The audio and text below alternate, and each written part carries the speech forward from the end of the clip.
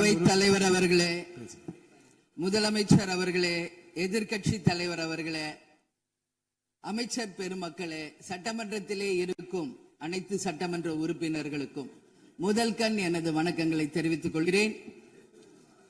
52 ஆண்டுகள் முடிந்து 53வது ஆண்டில் அடியெடுத்து வைக்கும் நமது முதல்வர் அவர்களுக்கு உங்கள் அண்ணன் கேப்டன் விஜயகாந்த் அவர்கள் சார்பாகவும் தேசிய முற்போக்கு திராவிட கழகத்தின் சார்பாகவும் எங்களுடைய மனப்பூர்வமான பிறந்த நாள் வாழ்த்துக்களை இந்த அவையிலே தெரிவித்துக் கொள்கிறேன்.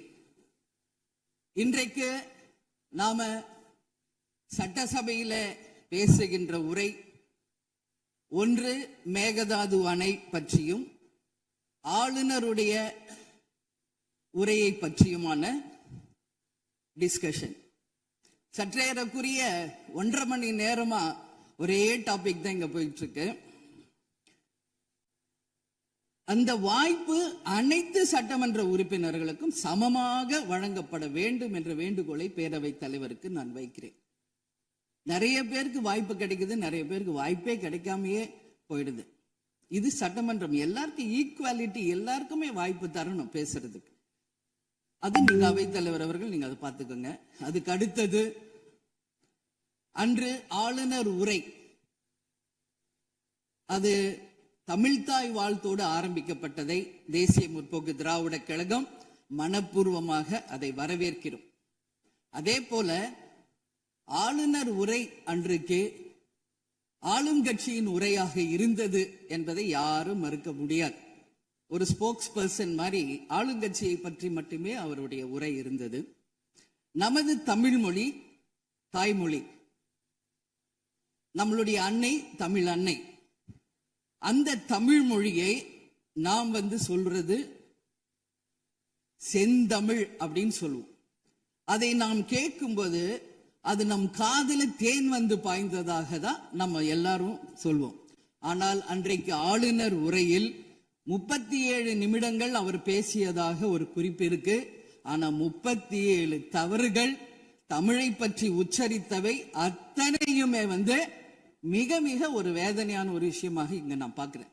நம்மளுடைய தலைவர்கள், அறிஞர் அண்ணாவாகட்டும், கலைஞராகட்டும், ஐயா காமராஜர் ஆகட்டும், அனைத்து பெருந்தலைவர்கள், அதே போல வேலு நாச்சியார், இது போன்ற அவர் ஒவ்வொரு பேரை சொல்லும் பொழுதும் முற்றிலுமாக அவருடைய உரையில அத்தனை பிழைகள் அன்றைக்கு இருந்தது.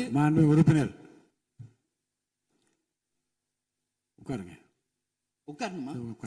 உட்காருங்க, நான் பேசுறேன். உட்காரு. இல்ல உட்காருங்க ப்ளீஸ்.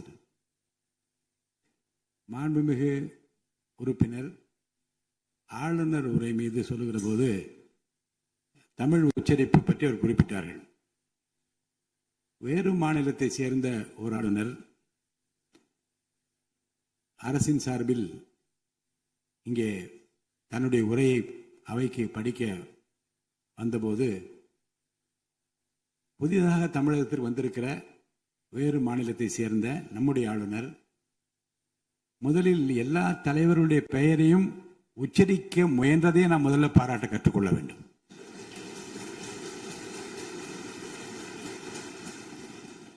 இன்னொன்று, எல்லா பெயர்களையும் விடாமல் படிக்க வேண்டும் என்று அவர் காட்டிய ஆர்வத்தை நீங்கள் பாராட்ட வேண்டும்.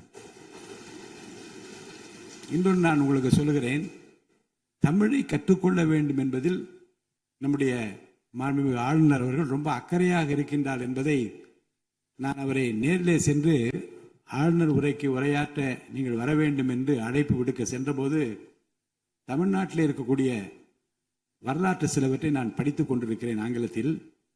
அதில் சுதந்திர போராட்டத்தில் இவ்வளவு பெரிய வீரர்கள், இவ்வளவு பெரிய தியாகிகள் தமிழ்நாட்டில் இருக்கின்றார் என்பதை பார்த்து நான் ரொம்ப வியப்படைகிறேன் என்று சொன்னார். அப்புறம் இன்னொன்று சொன்னார், தமிழில் வந்தவுடனே நான் வணக்கம் என்று சொல்ல கற்றுக்கொண்டேன் என்று சொன்னார். அப்புறம் நான் சொன்னேன், இன்னும் அதிகமாக கற்றுக்கொள்ளலாம், நல்லா இருக்கீங்களா என்று கேளுங்கள் அப்படி என்று சொன்னேன். ஆங்கிலத்தில் அதுக்கு நான் மொழிபெயர் சொன்னேன், நல்லா இருக்கீங்களா என்று ஆரம்பித்தார். நான் உடனே பதில் சொன்னேன், நல்லா இருக்கேன், ஐ எம் ஆல் ரைட் என்று சொன்னேன். உடனே அதை ரிப்பீட் பண்ணார். இதை சொல்லுவதற்கு காரணம் என்ன என்றால், தமிழ்நாட்டுக்கு வந்திருக்கிற, நம் நிலைமையை புரிந்திருக்கிற, நம் உணர்வுகளை புரிந்திருக்கிற ஒரு மாண்புமிகு ஆளுநர் இங்கே வந்து படிக்க முயலுகிற போது உச்சரிப்பு வருவது கொஞ்சம் சிரமமாகத்தான் இருக்கும். ஆனால் நம்முடைய கருத்தை முழுமையாக ஏற்றுக்கொண்டு கௌரவத்துடனும் கண்ணியத்துடனும் இந்த அவையை நடத்திய அவருக்கு நாம் நன்றி சொல்ல கடமைப்பட்டிருக்கோம். மேற்கொண்டு அதை விமர்சனம் செய்ய வேண்டாம் என்று நான் கேட்டுக்கொள்கிறேன். அதை நான் ஏற்றுக்கொள்கிறேன் பேரவைத் தலைவர் அவர்களே. அட்லீஸ்ட் தேன் வந்து பாய வேணாம், ஈட்டி வந்து பாய்ந்தது அது அன்றைக்கு, இது யாரும் மறுக்க முடியாது. அதே போல இன்றைக்கு நம்மளுடைய பேரவையில முதல்வர் அவர்களுடைய பிறந்த நாள். முதல்வருக்கு ஒரு கோரிக்கை வைக்கிறேன். இங்கு நான் சட்டமன்றத்திற்கு வந்த நாட்களில் இருந்து அவை பணியாளர்கள் எல்லாருக்கும் இது மாதிரி ஒரு டம்ளர்ல ஒவ்வொரு இடமா போய் தண்ணி கொடுத்துக்கிட்டு இருக்காங்க. இன்னைக்கு நம்ம ரொம்ப அட்வான்ஸ்டா போயிட்டு இருக்கோம். இன்னும் ஸ்டில் அந்த ஓல்டு மாதிரி போயிட்டு இருக்கு. இல்ல ஒரே ஒரு விஷயம், மாண்பு உறுப்பினர் வந்து இந்த தேன் வந்து பாய்ந்து அந்த வார்த்தை அவைக்குள்ள நீக்கப்படுகிறது. அதை எடுத்துருங்க. அடுத்ததுங்க, இது மாதிரி கொடுக்கறது வந்து ஒன்லி கிளீன்லினஸ் ஒண்ணு. அவை பணியாளர்களுக்கு நிறைய வேலை இருக்கு. ஒவ்வொரு டேபிளா அவங்க தவழ்ந்து வந்து கொடுக்கறது நமக்கே பார்க்கறதுக்கு ஒரு மாதிரி இருக்கு. ஸோ சிஎம்க்கு ஒரு ரெக்வெஸ்ட், பெட் பாட்டில்ஸ்ல ஒவ்வொரு டேபிள்லயுமே பாட்டில்ஸ் நீங்க வந்து குடி தண்ணீர் வச்சிடலாம். குடிச்சிட்டு அவங்கவுங்க இடத்துல அவங்கவுங்க வச்சிட போறாங்க. இதனால கவர்மெண்ட்டுக்கு எக்ஸ்ட்ரா செலவும் ஒன்றும் வரப்போறது இல்லை. அவங்கவுங்க இடத்துல வச்சிடலாம் அப்படின்ற என் கருத்தை நான் சொல்றேன். ஏன்னா இது வந்து டம்ளர்ல கொடுக்கறதும் அது மறுபடியும் கேட்கறதும் அவங்க வருவதும் அவங்களுக்கு நிறைய பணிகள். அது பதில் ஒவ்வொரு சீட்ல ஒரு பெட் பாட்டில்ஸ் மாதிரி கண்ணாடி பாட்டில்ல வாட்டர் வச்சுட்டா அவங்கவுங்களுக்கு தேவைக்கு எடுத்துட்டு கொடுத்துடலாம். ஸோ இது பிறந்த நாள்ல வந்து முதலமைச்சருக்கு ஒரு கோரிக்கை வைக்கிறேன். அதுக்கு நாம நெகிழியில வேண்டாம், பிளாஸ்டிக் பாட்டில்ஸ் நம்ம வந்து அலோவ் பண்ண வேண்டாம், கண்ணாடி பாட்டில்ல நம்ம வைக்கலாம்.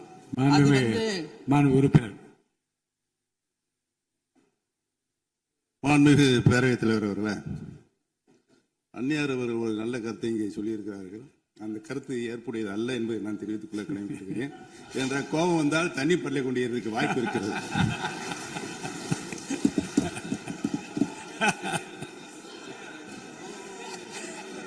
உறுப்பினர் பேசலாம். இப்போ தண்ணி பாட்டில் தான் வீசணும்னு கிடையாது, டம்ளர்ல கூட வீசி அடிக்கலாம். உறுப்பினர் ஒரு நிமிஷம். தலைவர் அவர்களே, நம்முடைய மாண்புமிகு முன்னாள் முதலமைச்சர் அண்ணன் ஓபிஎஸ் அவர்கள் ஒரு நிலையை குறிப்பிட்டு அதை எரிவதற்கான தண்ணி பாட்டிலை எரிவதற்கான வாய்ப்பு இருக்கிறது என்று சொன்னார்கள்.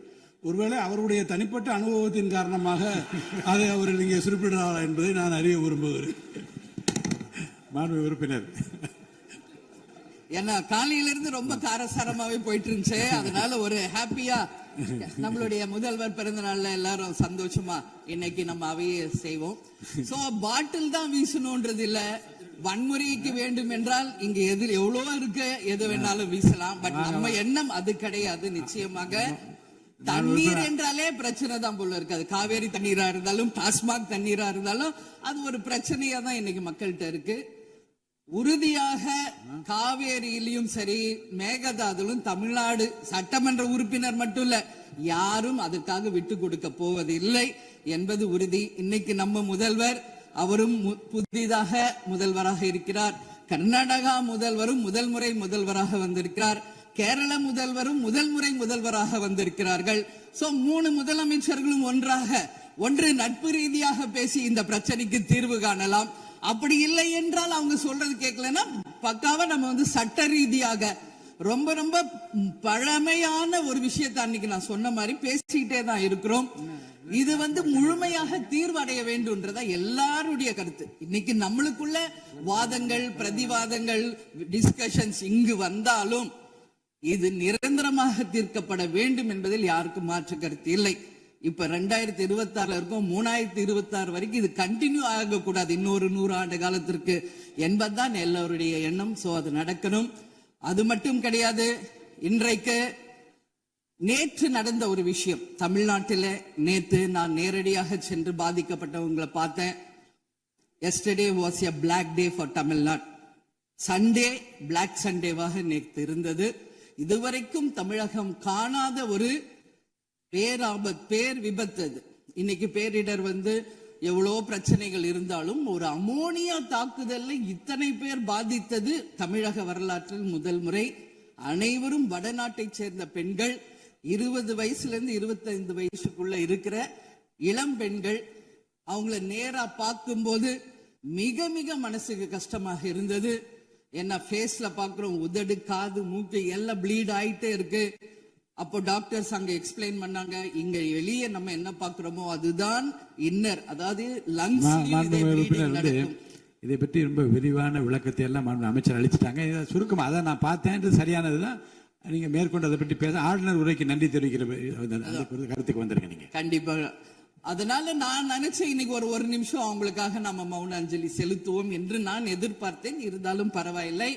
சோ அவங்களுக்கு நான் நேத்தே சொன்னபடி முதலமைச்சர் அவர்கள் 2 லட்சம் ரூபாய் கொடுத்திருக்கார். உடனே அமைச்சர்கள் போய் பார்த்தாங்க.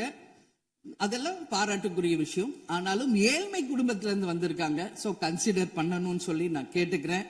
உரிய சிகிச்சை தரப்படுகிறது. அவங்க பிழைப்பது நிச்சயம் கடவுள் கையில இருக்கிறது. சோ எல்லாரும் அவங்களுக்காக ப்ரே பண்ணுவோம் சொல்லி இந்த நேரத்தில் நான் கேட்டுக்கொள்கிறேன்.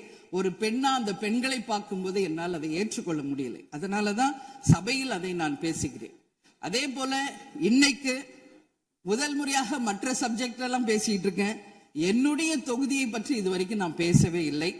நான் சட்டமன்ற உறுப்பினராக வெற்றி பெற உறுதுணையாக இருந்த திராவிட முன்னேற்ற கழகத்திற்கும் அதன் தலைவர் அண்ணன் ஸ்டாலின் அவர்களுக்கும் இந்த நேரத்தில் என் நன்றிகளை தெரிவித்துக் கொள்கிறேன். விருதாச்சலம் தொகுதி 2006 புரட்சி கலைஞர் கேப்டன் அவர்கள் முதல் முறையாக வெற்றி பெற்று ஒரு சரித்திர சாதனை படைத்த தொகுதி. மீண்டும் அந்த தொகுதியிலேயே என்னை வெற்றி பெற செய்த விருதாச்சலம் தொகுதி மக்களுக்கு என்னுடைய மனப்பூர்வமான நன்றிகளை இந்த அவையிலே தெரிவித்துக் கொள்வதில் பெருமை அடைகிறேன். அதே போல அந்த விருதாச்சலம் தொகுதி மக்களுக்கு நான் என்னைக்கும் உண்மையாக இருப்பேன், நேர்மையாக இருப்பேன் என்பதையும் இந்த நேரத்தில் தெரிவித்துக் கொள்கிறேன். அவைத்தலைவர் அவர்களே, இதுல விருதாச்சலம் தொகுதிக்கு தேவையான அத்தனை விஷயங்களும் நான் எழுதியிருக்கேன். அவை நேரத்தை நான் அதிகம் ஏற்றுக்கொள்ள எல்லாருக்கும் வாய்ப்பு தரணும் அப்படின்றதுனால ஒரு 3 பாயிண்ட் மட்டும் சொல்றேன். முடிந்த பிறகு இதை உங்க நேரடியா உங்க கையில் நான் தருகிறேன். அதை நீங்கள் எடுத்து தீர்மானமாக நிறைவேற்றி அதை நிறைவேற்றி தரணும்னு சொல்லி கேட்டுக்கிறேன். விருதாச்சலம் ஒரு மாவட்டமாக அறிவிக்கப்பட வேண்டும் என்று ஒரு நீண்ட நெடிய கோரிக்கை பல ஆண்டுகளாக இருக்கிறது. அதுதான் அங்கு எல்லா மக்களினுடைய விருப்பம். அதை நீங்கள் முதல்வர் அவர்களும் அவைத்தலைவர் அவர்களும் கவனத்தில் கொண்டு விருதாச்சலத்தை ஒரு தனி மாவட்டமாக அறிவிக்க வேண்டும் என்பதை இந்த நேரத்தில் நான் சொல்கிறேன். அதே போல பீங்கான் தொழிற்சாலை மற்றும் கல்லூரி தமிழ்நாட்டில் வேறு எங்குமே கிடையாது. அது விருதாச்சலத்துல மட்டும்தான் இருக்கு. கவர்மெண்ட் அந்த ஃபேக்டரியும் சரி, ஒரு காலேஜும். பட் ரொம்ப ரொம்ப ஒரு நலிவுற்ற நிலையில் இருக்கிறது. சோ அதை நீங்க கட்டாயமாக மிகப்பெரிய அளவுல டெவலப் பண்ணி அதன் மூலம் வேலை வாய்ப்பையும் அதே நேரத்தில் எக்ஸ்போர்ட் பண்றதுக்கும் கட்டாயம் அரசு நிச்சயம் எங்களுக்கு ஒத்துழைக்க வேண்டும் என்பதை கேட்டுக்கொள்கிறேன். விவசாயம் நிறைந்த பகுதி, அங்கு குடி தண்ணீர்ல மாசு இருக்கிறதுனால நிறைய மக்களுக்கு கிட்னி பாதிக்கின்ற ஒரு நிலைமை இருக்கு. சோ அங்க கூட்டு குடிநீர் திட்டத்தை கொண்டு வர வேண்டும். மரவள்ளி கிழங்கு, மக்காச்சோளம், நெல், கரும்பு இவைதான் அங்கு அதிகமாக விளைகிறது. சோ விவசாயிகளுக்கு முழு கடன் தள்ளுபடி செய்து விவசாயிகளுக்கு எல்லா விதத்திலும் இந்த அரசு உறுதுணையாக இருக்கணும் சொல்லி நான் கேட்டுக்கிறேன். அதே போல டெல்டா பிரச்சனை மட்டும் கிடையாது, இது தமிழ்நாடு பிரச்சனை.